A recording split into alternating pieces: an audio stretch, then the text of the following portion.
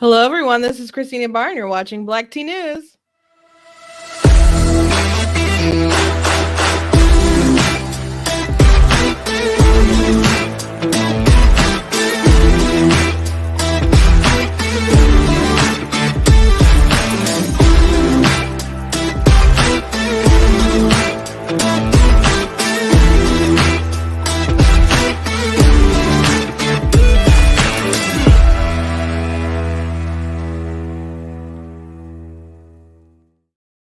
Hello, everyone. Welcome to Black Tea News. I'm your host, Christina Barr, and today we're going to be talking about some more of the CNN stuff.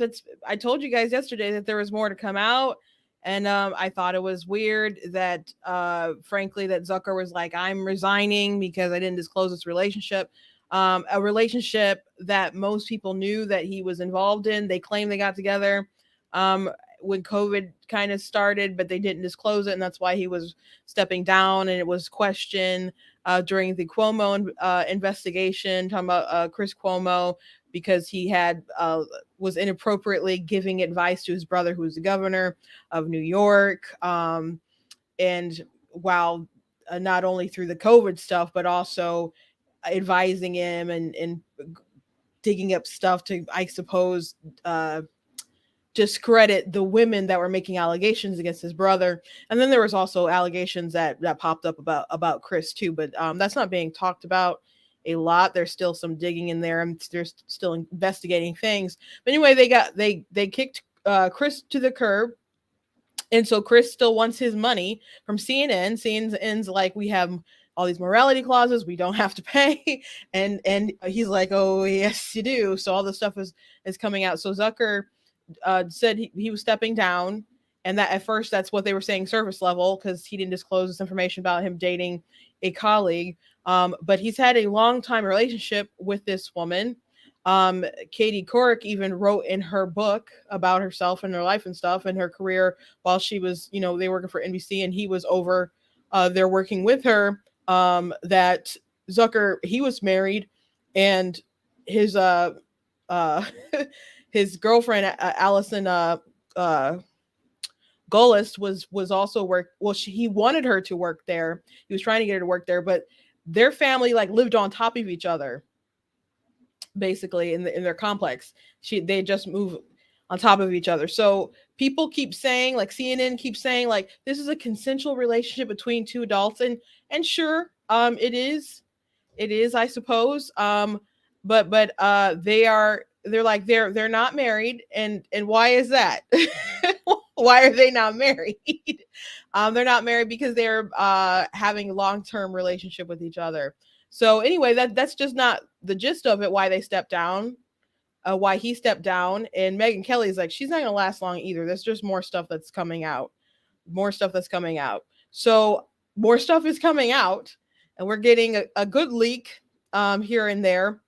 But they were coordinating with Andrew Cuomo, who she used to work for, on when he was on air, trying to make boost ratings with, like, when they would live stream Cuomo's press conferences and whatnot. That was like a good time slot for them, and they would even advise him on what to say and how to attack Trump to get more ratings and make it entertaining, make it a little more spicy. So this is a huge scar on CNN, or at least it ought to be. Some people don't care, but they wonder why people listen to Joe Rogan, and like Joe Rogan and Brian Stelter and all these people are like, oh, it's misinformation. This, they act like he's such a dangerous person, and they're like, oh, 200 experts signed on and said that he should be kicked off of Spotify or censored on Spotify, when the truth is that people don't trust the most trusted name in news because they fabricate stories for narrative. And with Project Veritas, they had a pretty big undercover thing with CNN, and they were revealing stuff that Zucker said, and things that people said behind the scenes, like making up, like, oh, Trump did something with his hand, like, does he have heart problems, or or the thing with the stairs. Like, they just kind of make up these headlines, and like they knew they were silly, or they knew they weren't going anywhere, but they just wanted to make a story. And so when that kind of stuff went out in a normal world, that would be like really big sort of alarm bells going off. But most people are like, it's not a big deal because we already know that they fabricate stories. That's not a good thing. That's not a good thing that one of the major news networks said is pretending that they are objective. It's not like you turn on Fox News and it's Sean Hannity and Laura Ingraham or Tucker, and you know it's like commentary hour. These people act like they are down the middle all the time when all of them are basically like Maddow now, especially Lemon, especially Cuomo. You know, the most you know, pretty solid people they got, I guess, is like Tapper. But even like sometimes with him, you're like, really, Jake? You know, so Cuomo, Lemon, they're people who, you know, are not objective, but they pretend that they are. So anyway, that's a big story we're gonna be talking about today.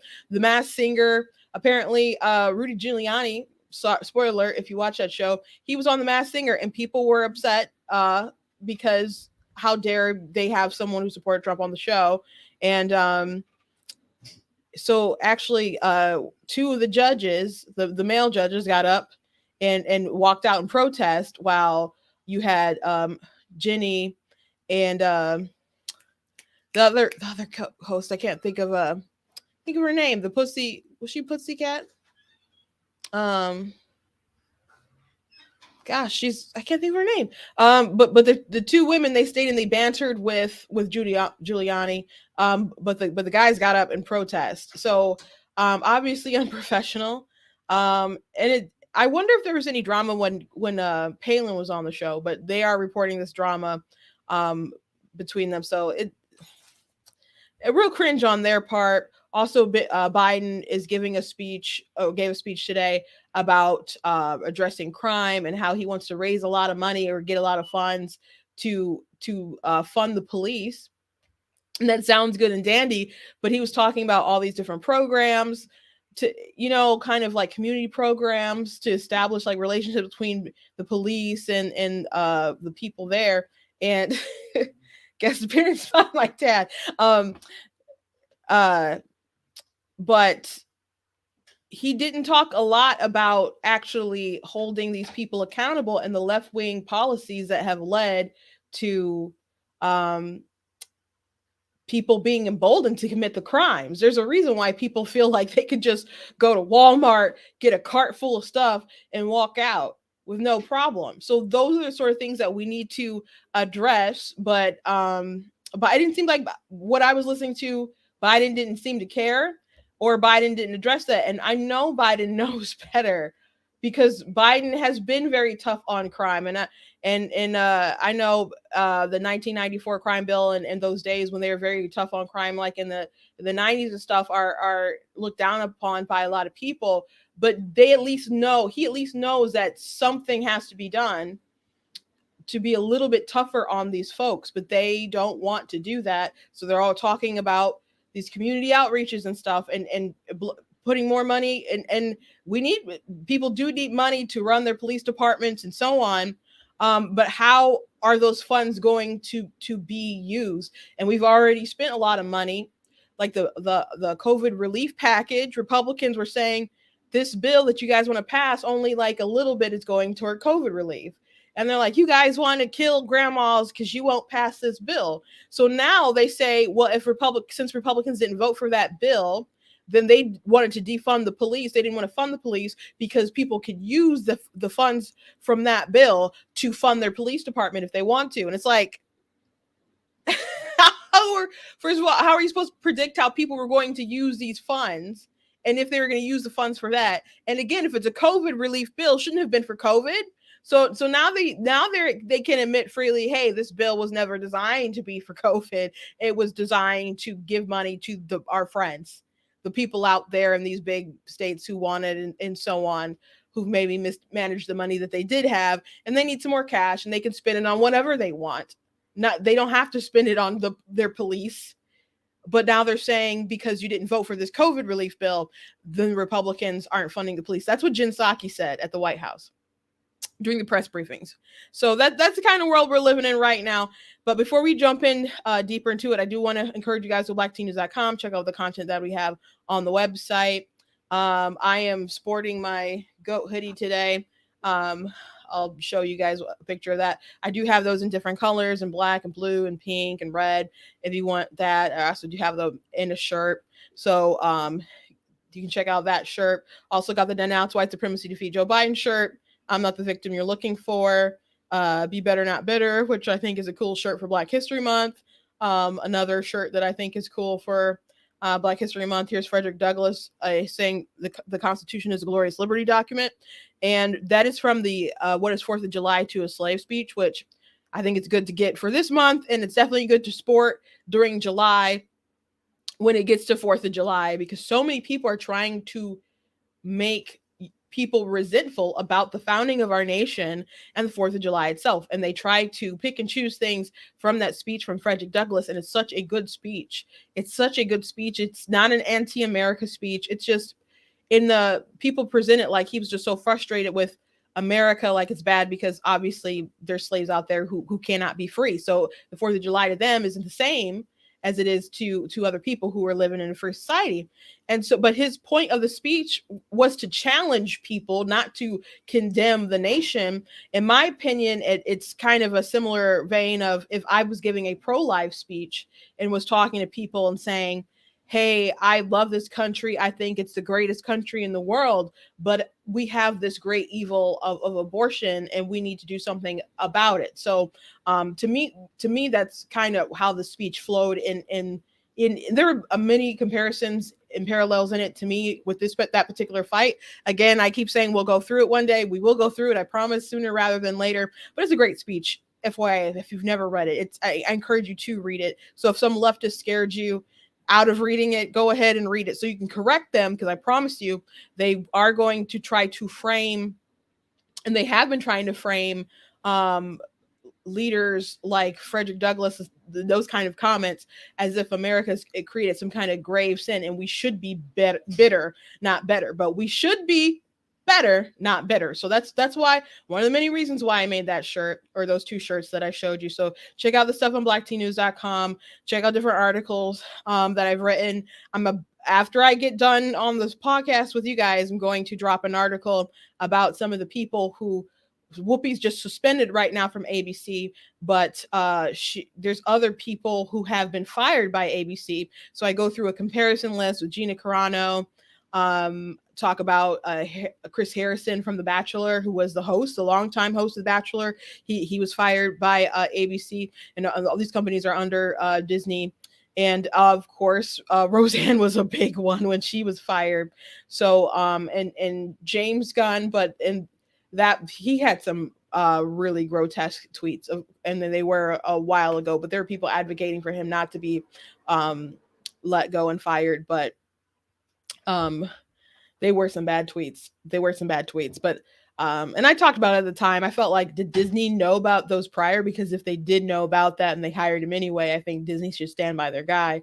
And if they didn't know about that before, then that's something Disney should have really looked up before. But I digress. But anyway, check out the stuff on the website. If you like what I do here, please consider leaving a donation to blacktnews.com. So I do have a funny meme that I shared on my Facebook page, so maybe you guys saw it, with Andrew Cuomo there. Like the I'm sure you guys have probably seen the girl looking at the house in and on fire. So here we have him with CNN. It's a pretty self-explanatory, that evil sort of look that he's got there. So I was telling my parents about this situation going down. I'm like, he's pretty mean. And the fact that they screwed him over, and they screwed him over so gloriously, I suppose you could say. And he was threatening his own team, like people within his own party and his own administration, and he would bully people on top of being a sexual assaulter. So there are people underneath him that like the attorney general, who wanted to move up in the world. So people were ready to take him down. So he was a very powerful political figure, but there are people ready to take him down, and they ended up taking him down. But that also trickled down to his brother, and his brother lost his job as well. And so they probably feel like they have nothing to lose. And of course, Chris has a lot to gain because he has this $18 million contract that he's disputing with CNN about, and they don't want to pay him because they feel like it let him go because of morality issues. But he's like, well, aren't you the pot calling the kettle black? So they are determined to bring them down. So we're not going to spend as much time as we talked about yesterday, but let's talk about it a little bit. So all this new information is coming out about them. So the New York Post is reporting Zucker and Golis' cozy ties with Andrew Cuomo, including coaching him on COVID briefings.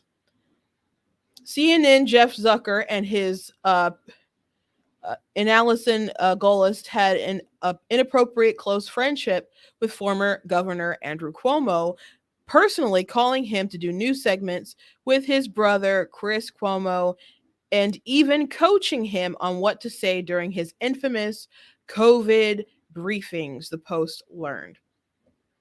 That's messed up. That is messed up.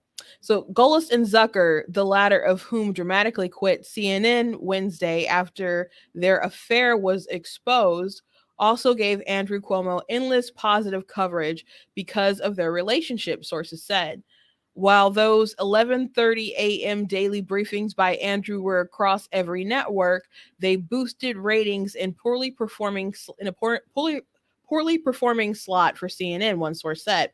According to a source to Cuomo, Zucker and Golis even advised Andrew what to say, how to respond, and practically how to hit back at President Donald Trump to make it more compelling TV. So a lot of stuff that you see on CNN, I'm sure you can gather. And a lot of these news networks, people are coached into sort of saying what to say. But you have these news anchors that are supposed to be, upstanding journalists. Journalism is so important. Integrity, democracy dies in darkness. Though that's the Washington Post phrase, but that's how they feel. You have Jim Acosta, who's like, I still have scars on my back from what I took from Trump.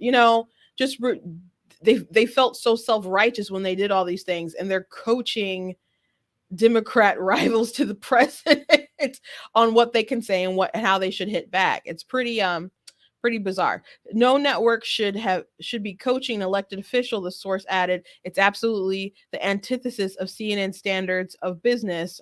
I doubt that. But they shouldn't be doing it. But I have a feeling that they've been doing unethical stuff like this for a minute.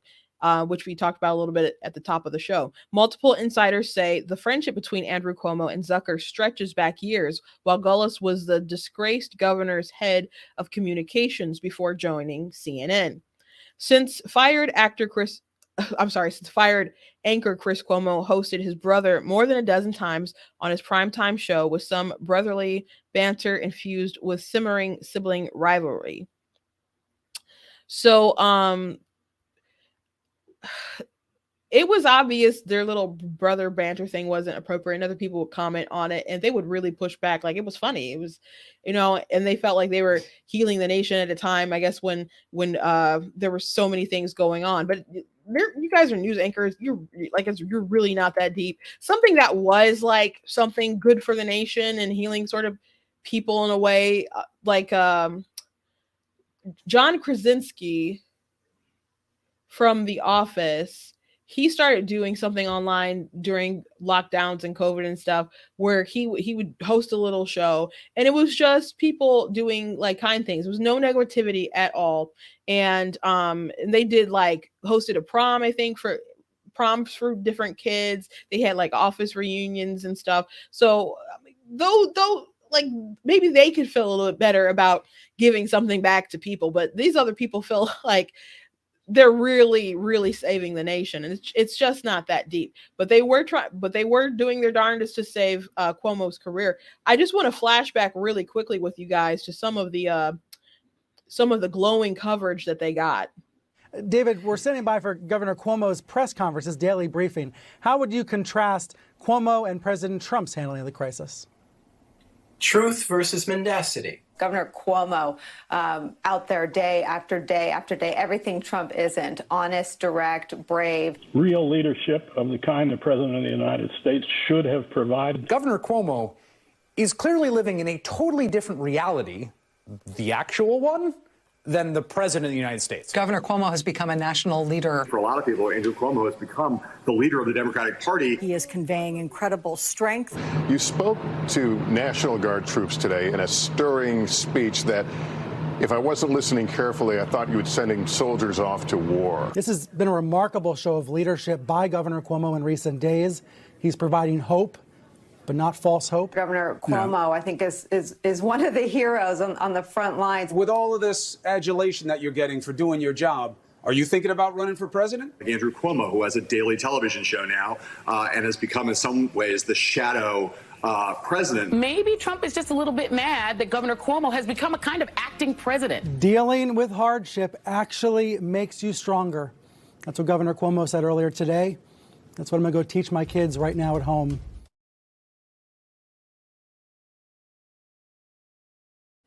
Dun, dun, dun. So FYI, a rep for Zucker did deny that they were giving Andrew Cuomo preferential treatment in coaching his COVID press conferences. But no, I don't believe that. And you know what? There was a call that Zucker had before he despised Trump with him being president and stuff, and they had to be mortal enemies when he was still, kind of running. He was talking about giving him a bunch of time, and because they knew that Trump was ratings gold and they weren't taking him incredibly serious. So it's not like he wouldn't cozy and do what he needed to do for some kind of rating. So being yeah, you should say this to spice up things with Trump. But you know what, Andrew, at first, there were earlier interviews during the pandemic when he didn't actually come for Trump in that sort of aggressive way. And there were Governor Newsom and Cuomo and some other people, they'd even be like, look, I know you guys want me to talk about Trump, but they're actually doing a good job. There's footage you guys can probably find, compilations, of different clips of people in leadership admitting that the Trump administration was doing a good job at the beginning, that if they needed something, they could get it from Pence, that they were very open. The line of communications were open, and if they needed something would get done, which is very different now when Florida needs something, and then the White House finds out what Florida needs, and then they're like, "Nah, you guys aren't allowed to have that anymore." It's just a totally different dynamic when you have a good leader in charge versus someone who is a bitter old man who is not quite senile, in my opinion. I know a lot of you guys think he's further along the senile road. I think he's obviously in a decline, but I don't think he's as bad as what you guys kind of say. But I definitely think they have to give him plenty of time off to wind him up to be able to make it through the days that he makes it through. But I don't think Biden is as senile as you guys probably think he is. I just think he's really bad at his job. And I think he's always been bad. And it's funny that he could want something like the president for so long and then get it and be so incredibly terrible at it. Isn't that amazing? I think it's incredible. So anyway, I knew there was more to the story, and I'm sure stuff will come out. And Megyn Kelly said there's no way that Golis is going to be able to keep her job. Again, people have known about their relationship for a very long time. They had a really weird kind of living arrangement, and CNN's it's just two consensual adults. And then, you do have to clarify, because when you first read the headlines, colleague, I was oh, wait a second. And then, it's two consensual adults, but, and they were both unmarried, but why are they unmarried? She got divorced, and then Zucker got divorced not too long after that. So Megyn Kelly said people in the industry have known about their affair for a long time. It's not news. So him stepping down, claiming he's stepping down because he didn't disclose a relationship, and letting that be the reason, of course, it didn't sound good enough. And Andrew Cuomo is going to be willing to torch this stuff unless they give some good sort of, I don't know, cushy sort of settlements to keep a lot of stuff quiet. But even stuff will probably still come out. But this man is like utterly embarrassed, and what sort of career can he have coming back? He's made a lot of enemies, like, you know. So and it's not like impossible for Chris and other people to come back, but it's gonna take some time, and maybe Andrew's just kind of done. But I don't see them taking that lightly. And again, I think this picture that I posted is so appropriate, because that is the energy that is coming out of CNN in the world right now. So it's the tea is good. Let's put it that way. The tea is really good. The tea is really good.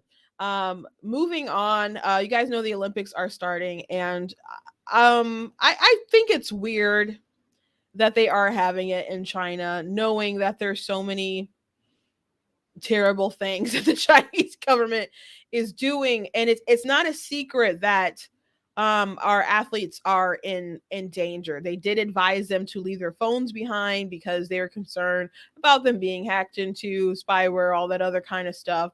The Chinese were building like these like little COVID pods or something, so if you test that way, they can keep you isolated. So if you were like a shady communist sort of country, and there were athletes there, I mean, couldn't there just people testing, and you test them out of the Olympics and then they can't compete? So it seems like something that they probably should have prolonged, or I wouldn't have had it in China, I guess. I don't know why they would let that happen, honestly. But here we are having it in China. So Nancy Pelosi came out and said that I would say to their athletes, you're there to compete. Do not risk incurring the anger of the Chinese government because they are ruthless.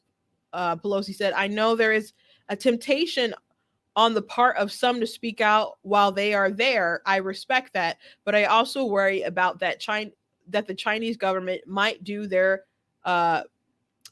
reputation, might due to their reputations and due to their families.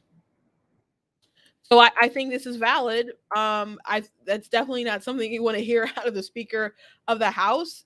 And you may feel like we're supposed to be just supporting America and go over there in a blaze of glory. So there's people who are criticizing what she's saying.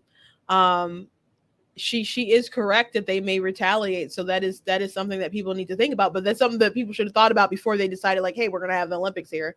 And maybe the best thing to do would have, I don't know, to be, on one hand, you want to go there and perform and be like, America great is, greatness, and just be like, we dominated here on your stage, and want to let that the America is a superpower, at least in this way. Athletes winning in Germany, and someone like the Americans standing up and winning it in those competitions and defying Hitler. And is it that kind of thing that they want to do, or it should have just been like a no, we should boycott because they have people in concentration camps because they're of a different faith? I don't know. Do you do kind of like the silent sort of sting? I mean, there's people who go over to China all the time to do like mission work, but they keep it really, really under the radar. But Godspeed to our athletes, and I hope they're okay, and I hope nobody gets pushed out of the competition. Someone said China released a killer virus. No American should have went there. Period. I believe that obviously that happened in the lab, and the China is to blame. And there's a lot of things that we're not going to find evidence for because they were up on it really quickly. So I don't know if we'll ever find all the smoking guns that we need to find, but even with other violations that China does, and everyone, we could acknowledge, and Nancy Pelosi saying like, don't speak out because they may destroy you, they may destroy your families. I know people who've gone over to China to do like underground sort of mission stuff, and people have to be very, very careful or they will disappear. So that's not a position I want to put people in on a world stage. So there's people saying, in Congress that we should people shouldn't be advertising. People shouldn't be spending their dollars, investing their dollars in this in China during the Olympics, or just, I guess, period, really anyway, but especially during this time of the Olympics. But I don't think it's a good idea to have it there. But do they want some kind of, I don't know, Jesse Owens moment? I don't know. But but they acknowledge the dangers and people are willing to go. I think it would have been more powerful if the world was like, you know what, we're not going to compete here, or we're not going to have it here until you stop doing what you're doing to the Uyghurs, or to the Uyghurs in the concentration camps, at least. And there's other things that they're doing. But did you guys see there was a very, very rich person who's the owner of a sports team, and he said, we don't care about them, the Muslims over in China in the concentration camps. And he was like, we just don't care. There's other things that I care about. And he cared about climate change and all these other things, but he didn't care about them. And so he was roasted relentlessly for his comments. And even the person who was interviewing him, like, you don't mean that, like, do you? And he just felt like nonchalant, like, no, we don't, like, I don't care. Like, why would, like, it didn't affect him on a personal level. So he didn't even have the audacity to pretend like he cared about it in the least bit, because he still felt like they were going to do business with China and shrug your shoulders at the monstrosities that happen. So that was disturbing. So he did end up issuing an apology after people flipped out about it, but I can't remember the name. But it was an incredible story. But so some people don't care, and at the end of the day, their bottom line and their dollar is what matters most to them. But we are putting our American athletes at risk. They are at risk over there. So I won't be tuning into the Olympics, but just at least keep them in your prayers as they compete. But Nancy Pelosi, she said, you may feel that temptation to say something, but it's a risk if you do. And I just think we should be making different choices. But I'm sure all the athletes who are going there and competing know the risk. So Godspeed and just keep them safe.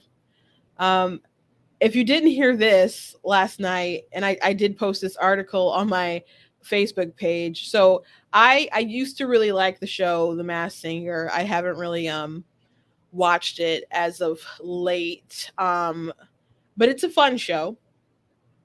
And if you don't know the premise, they got it from it was a Korean show where you'd have these people who would sing a song and they try to guess who it is, and they're masked. And so I think the first time I saw something like it was like Ryan Reynolds, but he was over in Korea singing a song and he had a mask on. He took it off and they were like, oh my gosh, Ryan Reynolds. So they brought it over to the US and it's a huge hit on Fox. They repeatedly have like back to back seasons. They will air like, it seems like 2-3 seasons a year. It's something that like never goes off the air. I don't even know how like Jenny McCartney and all these people have time to themselves. So Sarah Palin was once on this show and she sang Baby Got Back, and everybody seemed to have a lot of fun and people were like amazed that she was on the show. But I wonder if there was any sort of drama behind the scenes. If there was, it wasn't reported. But Rudy Giuliani was apparently on the show, and this hasn't aired yet, so you can't like go find it yet. But the judges Robin Thicke and Ken Jeong walked off the set in protest after he was revealed. And so that's basically the story. It's reported that Jenny and Nicole Scherzinger remained on stage while they were freaking out in the uproar and stuff. And they had like some good banter. So I don't know if they will edit, Ken and Robbie like getting off the stage all upset and stuff, but it's reported. So I don't know, you might as well like include it for the drama. Maybe people will watch that episode just for their freak out and their drama. But the girls were professional. Ginny doesn't talk a ton about politics. People are well aware that she is an anti-vaxxer and I've heard people say that she shouldn't be a judge on a singing competition show, where people wear ridiculous sort of costumes. Some are like elaborate and really kind of cool, I guess. But it's a fantastical show, and people have said that she shouldn't be a judge, or people won't watch the show because she's on the show, because of her views regarding that. Just a little disclaimer: she does follow me on TikTok, so she was like the first like celebrity. I guess she's the only like celebrity that follows me. I mean, I have other big TikTok accounts that follow me, but when I saw, Jenny followed my page, I like screenshot that. I sent that to my family, my siblings, and then I told my mom about it. My mom was like, "Oh my gosh, because we were watching the Wahlburgers. We have gone to the Wahlburgers restaurant. My family watches Blue Bloods, Friday nights when they come home from church. They'll turn on Blue. Is it Friday when it comes on? I don't know what day it comes on, but it's in the DVR. They pop on Blue Bloods normally, and they'll watch it. So so they're aware of like the Wahlbergs, of course they've just been the Wahlbergs in general have been in a lot of stuff. But anyway, Jenny does follow me, so I assume I don't know what was the video that tipped her off and was like, I want to follow this person. But I'm gonna imagine that she does sway more to the right, and a lot of these Wahlbergs, they know and are smart enough to not talk a lot about politics. I think it was Mark who said like just shut up and act, kind of like people just want you to act and not have your opinion on that kind of stuff. So I'm gonna assume because he's that smart enough, and he's probably on the right. Candace Owens once said, if your celebrity that you like doesn't talk about politics, you could probably assume they're on the right. So or sway a little bit that way. So anyway, they stayed and they bantered. People claim that Giuliani is so much worse than everybody else because of the belief that Trump won the election and pushing that big lie, as they put it. So Matt Gaetz, I met him on Mackinac in last September, and he said once January 6th happened, like the discourse between like Republicans and Democrats and stuff like totally changed. He's like, people won't like stand with them on like an elevator, like it was like, and he said he used to like have like conversations and discussions that were okay with like the squad, but they act like you're just a traitor after that happened. So there's so much discourse in the country after that. And I know sometimes there was stuff coming out with Rudy Giuliani, and it was like, this sounds weird, this seems weird. It's like, is that a conspiracy or whatever? And like people didn't buy the laptop thing with Hunter, and then that was something that turned out to be totally true. And there's others examples, but Rudy Giuliani is one of the greatest mayors of New York. And they got crime and all this stuff together. And so there's at least some respect to be held there. And I'm not surprised he would do something like The Masked Singer, because he's been in some weird skits. And there's a particularly weird one he was in with Trump. And I think Rudy was in a dress or something. I don't know. But I'm not surprised he would do this. I am disappointed in Ken and Robin. I think I called him Robbie before. It's Robin Thicke. Robin can sing, man. Robin can sing. But I'm disappointed that they wouldn't just kind of be professional about it, especially since Nick Cannon got into some hot water some time ago. And Nick Cannon on his podcast was talking about how in the melanated skin, there's compassion, and like white, so he was actually saying racist stuff, and perhaps he believed it, and he didn't mean it to be malicious, but it was racist stuff. And so he got in trouble a little bit, I think, with Fox, but he's still there hosting the show. And I'm not advocating, I guess, he should be fired, but that's one of the reasons why my excitement for the show died down. One of the main reasons, though, is I was really mad that Jesse McCartney didn't win season 3. I was was really upset about that. But the Nick Cannon thing, and I don't have dislike or whatever in my heart for like the Nick Cannon, I didn't like his comments for sure. I thought they were ignorant, and they are racist. And I'm not saying he's an evil person. He said an evil thing. But they're all cool, obviously working with Nick. But you can't even be professional with Rudy. And there's been a lot of celebrities have passed through that stage, I'm sure, who have not done the best things, and have gotten into trouble before. But they are just like, oh my gosh, look, it's such and such, and that's the end of it. But having to like protest and make like as a political protest like that, don't kill something that's a fun show. Don't kill something that's supposed to be just a fun, goofy show, a guessing game. Like, it's a good singing competition, but I mean, they bring in people who can't even sing either.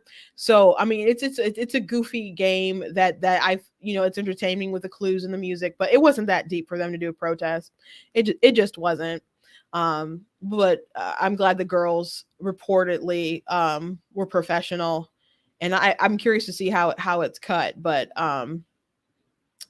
it was not appropriate. The last thing I want to talk about is I was listening to Biden give a speech today about gun control. Well, he mentioned gun control, but it was about the crime wave and what he thought needed to be done. So his answer was just money. It was cash. It was dumping more money, and he's trying to get money passed in the bills, like he's pushing for, like Build Back Better and so on. But he's going to be trying to push for, I believe, in other budgets and so on. So when you tell Republicans or you tell the media in the world, like, we have a crime problem and we need money, and Republicans are like, you're spending too much money. You spent way too much money. And Biden's like, no, we need this money. I think a lot of people will break and just probably grant that money because you don't want to look like you are the one trying to defund the police, which, by the way, Biden and all these people, and it's on video, they were the ones who were defund the police, and Biden said on the campaign trail that he was open to that. If there's a Now This interview with Biden saying as much, and you can, I'm sure the RNC War Room has that on their YouTube page, so you can still check that out and find it. I have played it before. I'm sure I'll find it and play it for you guys again. But Biden was one of these people who was I'm open to defunding the police. And they'll say, well, we didn't mean defund. We mean like restructure the funds in a different sort of way.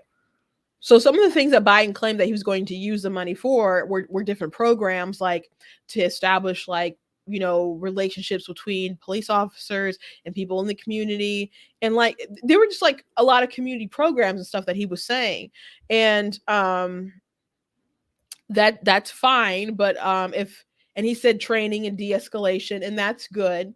Though there have been really big pitches from like my county sheriff, the Oakland County Sheriff, Mike Bouchard, because he does things on a national level, or advocates for things on a national level, and he's been trying to get people to be trained for de-escalation and stuff.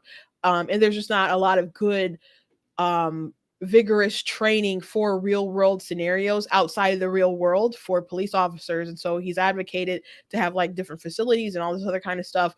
But they've always said it's been too much money. So are those the sort of things that Biden is going to want to invest in, or is he going to want to invest things in kind of like left wing sort of ideology, I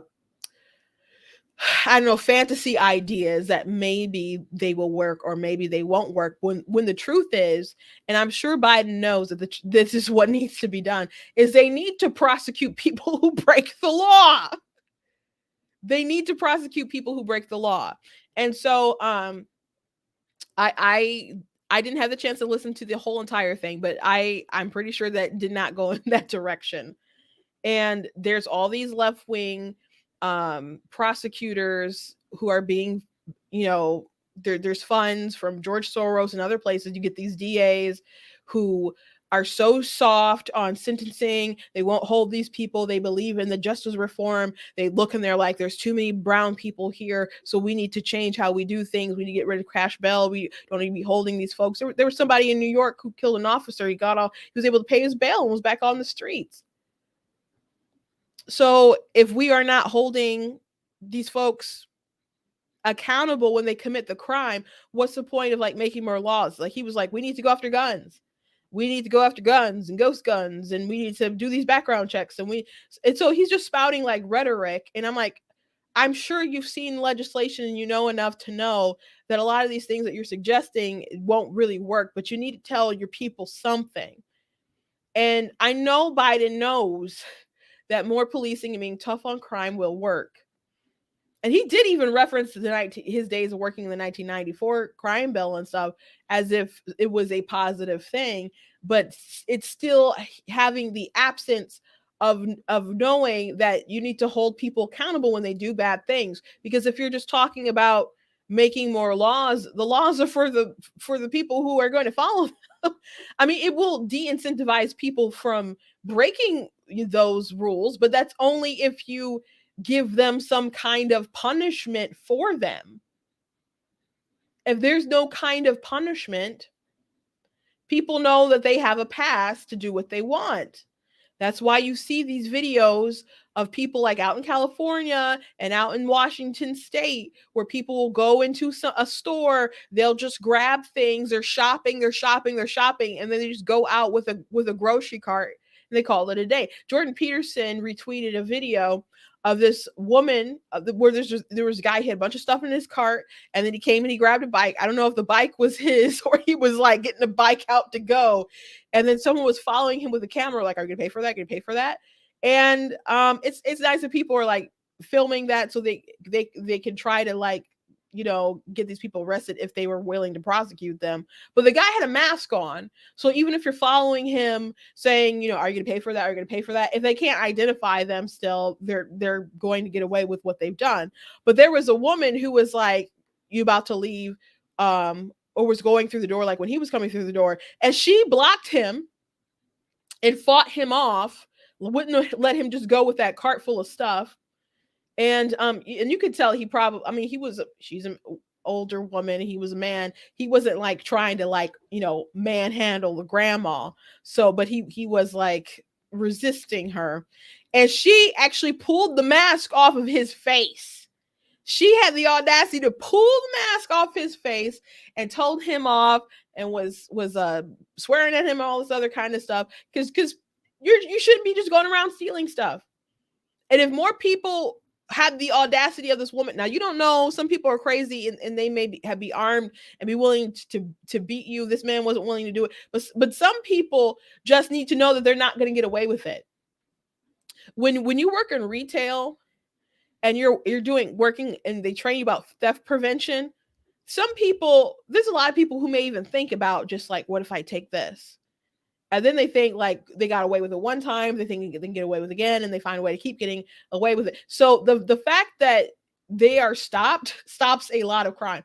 So they always would tell you that the best thing you can do, because they don't want you like tackling people to the ground and stuff, you know, they're going to call the police, call security and whatnot. They don't want their employees to handle that stuff. But as an employee, the best thing you can do is provide good customer service. So someone is like maybe thinking about swiping a flash drive or something off the shelf, and you come by and you're like, can I help you with anything? And they get that little chest palpitation because someone called them out, and they're like, oh shoot, what if I get caught? That fear of what if I get caught? What if something happens to me? What if I get prosecuted? What if I have to pay this big fine? What if I never see my children again? You know, what if I never see my mom again? Those thoughts keep people from doing bad things. And maybe they're not terrible people, but maybe that thought just comes. Or maybe they're in a bind and they don't have the money, you know? But the fact that you can be caught and that there will be repercussions deters a lot of people. So we don't even have big deterrents right now. That's why you have these people who are like doing train robberies, and that is doing more than just affecting California, because these are packages all over the world. And by the way, that in that jurisdiction where it's happening, you could get the federal government involved as well. I think maybe, if I'm not mistaken, maybe Psaki or other people kind of shrugged that off. But if we did have some big enforcement cracking down on these people, they wouldn't be doing this crazy stuff. But even when they catch these people, the criminals are like mocking the police officers because they know they'll be back on the streets. So I don't care how many speeches Biden gives. I don't care how much money he plans to raise. I don't care how much reform he wants to do between the community and the police officers. If you're not willing to prosecute people when they do bad things, they will continue to terrorize the neighborhoods where they live. And if they could get away terrorizing other neighborhoods where they don't live, they would do that too.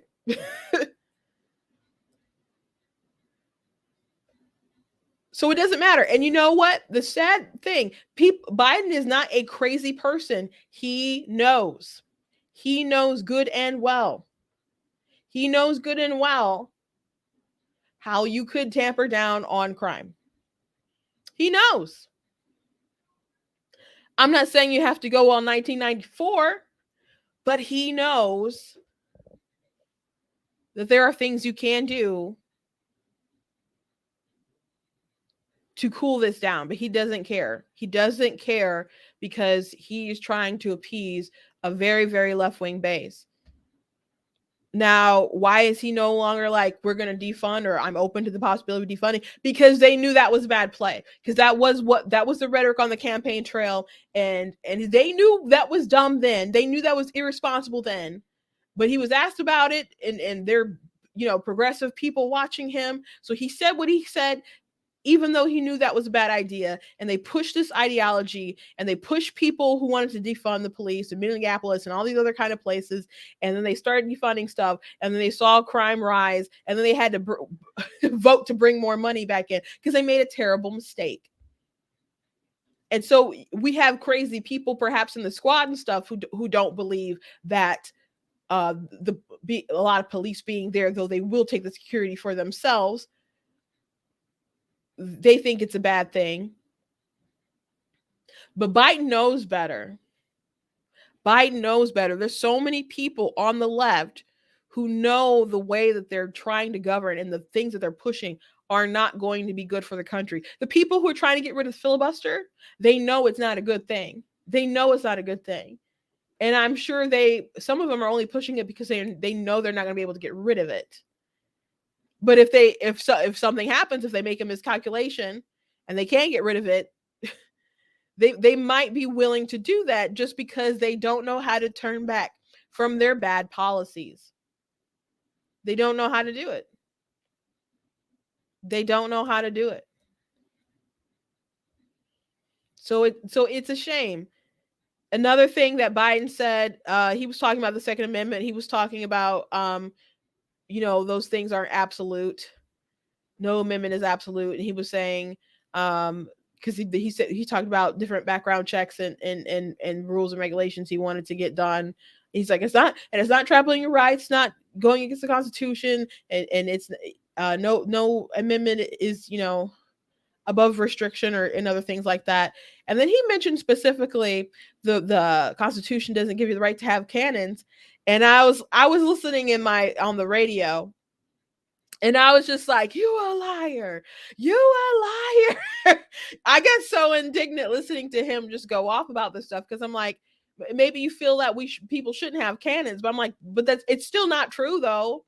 It's still not true, because James Madison signed a letter of reprisal telling the private ship owner that the Second Amendment protects their right to carry cannons.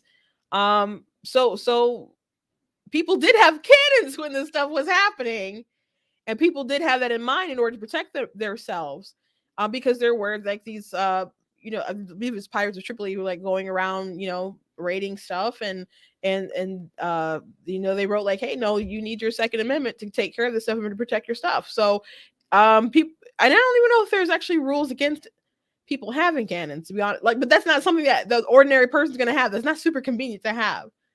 But to blatantly say like it didn't protect you from, or it doesn't say that you can have cannons, it doesn't give you the right to have cannons. I'm just like, yeah, it does, and people actually did, and they did affirm that ships could have that to protect themselves.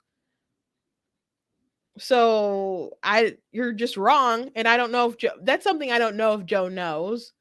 But people say such things with such confidence. With such confidence. Again, maybe you think like people should not have cannons. That's another discussion. But to pretend like people didn't know that cannons existed, or that high capacity guns existed, or that guns could fire like at a decent amount of rounds, per minute or whatever, and it wasn't just like, oh, you put something in, you have to, put in the gunpowder, stuff it down there, and fire one shot, and it takes you like, all this time to manually load all that stuff in. No, there is like there's high powered stuff at the time. Obviously not anything like today because that technology didn't exist. But Steven Crowder did a really good video on that some years ago, that broke that down. So Biden is just wrong. He continues to be wrong. I'm not surprised. And some things he's just wrong about, and he's willing to lie about. But some things he knows that he's pushing things that aren't good for the country, and they do it for the narrative. They just do it for the narrative. And when he was talking about defunding the police on the campaign trail, or leading to it, saying he was open to it, and that video exists. You can't make it go away, Jen Psaki. You can't make it go away, but Joe Biden, it exists. They knew it was bad, but they don't care. They knew even though they are radicalizing these super progressive people who are willing to destroy the nation if need be, if they can rebuild it in their image, Biden and them don't care, because they got their vote. They got the power that they needed. And even when they know they make a bad decision, it's very hard for them to turn the corner. And if they do turn the corner, they don't go, I was wrong, I shouldn't have said that. They say, well, the Republicans were the ones who are actually defund the police. Even though your president is on camera talking about how he's open to it. So that upset me. Last thing I just want to mention, The View, Whoopi Goldberg, there are rumors that she is going to quit herself. We will see if that happens, but there's rumblings that she was very upset about how ABC handled it, and she's offended that they told her to go on Colbert. They did not tell her to go make a fool of herself, I'm sure. They probably did not expect her to go on that show and make a darn fool of herself, because the Colbert interview, if you have not seen that, and we went through it, I think 2 days ago on the show. That was the worst thing, because that was when Colbert was like, well, the Nazis did consider the Jews to, a race, right? And she's like, here's the thing about the Nazis, though. They lied, and it wasn't about race. So, like, at that point, you're just arguing with like objective, like historical facts, because you're so doubling down on your ideology. And it's so wrong, and it's so ignorant. And it also tells you something else about Whoopi and these ladies who are on the program, there to have these discussions. These are facts. And she's going to argue and say these people who are like dead, and just discern that they were lying about not liking Jews because of their race. Her reason being because she looks at Jews and she can't tell them apart from I don't know, a Scandinavian person, or like someone who's been in England for a while, or someone who's she would consider basic white. And because she can't look and see, she can't tell the difference, she's like, well, that's a white person, that's a white person, that's a white person, that's a white person. And after I read that, I'm like, okay, I understand where she's coming from, because not because I agree, but there are people who will look at you, and if you are not dark enough, they don't think you're black or whatever race you're supposed to be. I've had my sister had a black woman in high school tell her that she didn't consider us to be black. My sister is a little darker than I am. Even though my parent, I was doing a TikTok live, and someone was like, oh, you must be mixed, which I know they said that because of my ideologies or things that I was talking. So a lot of people will think because you're conservative or you're not all like, I'm an oppressed person or whatever, that you must have a white parent and that's why you feel the way that you do. But my parents aren't white, both of them are black. Obviously I have those genes in me. It's just a strong gene. The likeness is just a strong gene. Like my dad is really light and his mom was really light, but his dad was dark. His dad was darker than my mom. And his grandmother was dark. So but there's people out there, so I wasn't surprised, but it's ignorant. It's ignorant for sure. For sure. So I think ABC's probably still just gonna be 2-week thing, but who knows? Whoopi might quit. I think it's fascinating though. A really fascinating story. And since they weren't calling for Joe Rogan to be, at least from the clips that I saw, to be kicked off the air because they've had this discussion on the show. And Joy Bear was like, well, First Amendment's still important, which I was like, oh, good for you, Joy. But Whoopi was saying, does Spotify have some kind of obligation to do something about his misinformation? And Sunny believed that they did, and she was like, well, they need to have a disclaimer. But Whoopi said she was open to a fine, and I'm like, dang, woman. But of course, Joe Rogan pointed out the dangers of people trying to find you and take you down for misinformation is that things that people said was misinformation are things that people are admitting today. So we have our president and the press secretary and all these people advocating that these tech giants get involved with stopping the spread of misinformation. But of course, so many things have changed. And I got flagged on YouTube for something they said claim was misinformation. I'm like, can you please tell me that what I said that it wasn't true? They don't write you back when you were asked questions like that. They just tell you the yes or the no, and they determined that I was guilty. So for a week I couldn't post, and there was a strike on my account. So again, I didn't say anything that wasn't true. And YouTube didn't elaborate what they thought was a lie, but I know the title probably just triggered them of the episode, because I was talking about the Ronald McDonald House in Canada kicking out kids or relocating children who weren't vaccinated. So that was like in that topic was in the title, so I'm sure it flagged them, and I'm sure they didn't appreciate me talking about something that was so awful. But I'm not the one who committed the awful thing. You should be upset that this awful thing is happening. The people are so still terrified of COVID for their kids. And we talked about that yesterday. And they've been like, okay, they'll be okay, especially since we're dealing with a variant that is so less dangerous. But anyway, that's the show for today. I thank you guys for joining me. Please go to blacktnews.com, check out different content that I have. Like I said, I'm about to drop in a little bit this article regarding the view situation of Whoopi Goldberg and other people who they were willing to drop, like Gina Carano and Roseanne.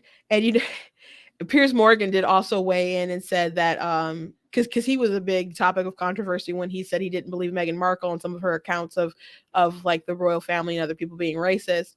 And so people were mad at him, and Sharon Osbourne stuck up for him, and people called her racist, and she was kicked off The Talk. Some people thought she was on The View, but she was on the show The Talk.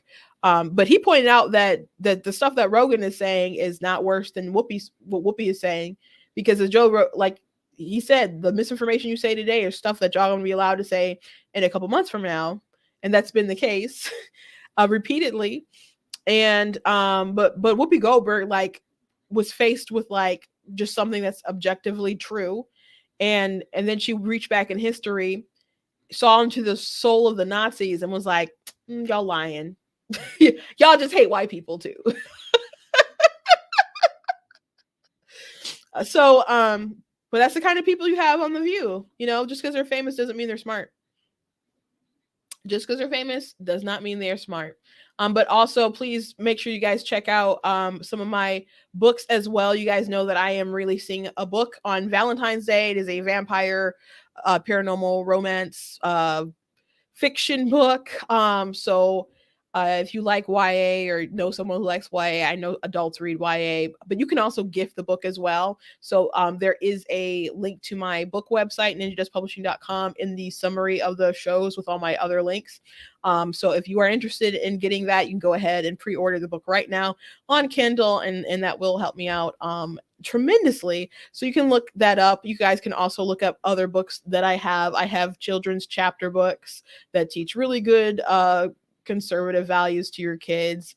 They are just conservative values. It's not a political book at all, but it's just a good book with good morals. So if you have some kids in your life, whether you're a grandparent or parent, or you want to get it for your neighbors or something, Super Kid is a great series. You guys can check that out on the website. But since it's Black History Month, and I love this series, guys can check out The Color of God's Eyes and The Song of the Devil's Lips. That's a historical fiction fantasy series that takes place during the Civil War. And imagine like that era, but like with X-Men powers. So some great stories there. So consider checking that out. And again, the link is in the summary description of the episode. So you guys can check out that link. Make sure you guys are following me on TikTok, Instagram, YouTube, Facebook, Getter, all the places. I'm on a lot of different apps, mainstream ones, and I'm starting to, look at other ones as well. On Saturday, I do have a guest for Let's Talk About It at 7:30. He is a Canadian conservative. So we're going to be talking a lot about COVID, about lockdowns, about the truckers. He's been following that story very well. And we just get pretty much snippets here and there. I think in the US media about it, you really kind of have to dig on social media, though I am seeing more and more and more. And I read today that the truckers said they're not leaving until they get rid of the mandates. So Godspeed to them. There was also like speculation that people were going to bring in like the army or something, some kind of like troops to get rid of the truckers. And it's like, they're just there being polite. Canadians are so polite, or at least that's that's what people say about Canadians and stuff. Like they're always apologizing for nothing and stuff. So just to think that they would want to send like people to manhandle them and make them leave is just ridiculous. So we're going to be talking about that. So we're going to have some fun on Saturday night. So please join me on Saturday. And if you are in the area, FYI, I am preaching tomorrow night at my church. So if anyone is interested in hearing me preach, you're more than welcome to join me there at Rochester Hills Christian Center. That's the address. It's at 7:00 is when service starts. And we do live stream as well on my church Facebook page, and that's Rochester Hills Christian Center. So if you guys want to check me out, maybe I'll share it as well on the Black Tea page. But if you're in the area, close to like Ohio or something, want to drive up, or you live in Michigan and you want to come down in here, all are welcome if you're interested in doing that. I just wanted to put it out there in case you were interested. Thank you guys for joining in today, and I will see you tomorrow.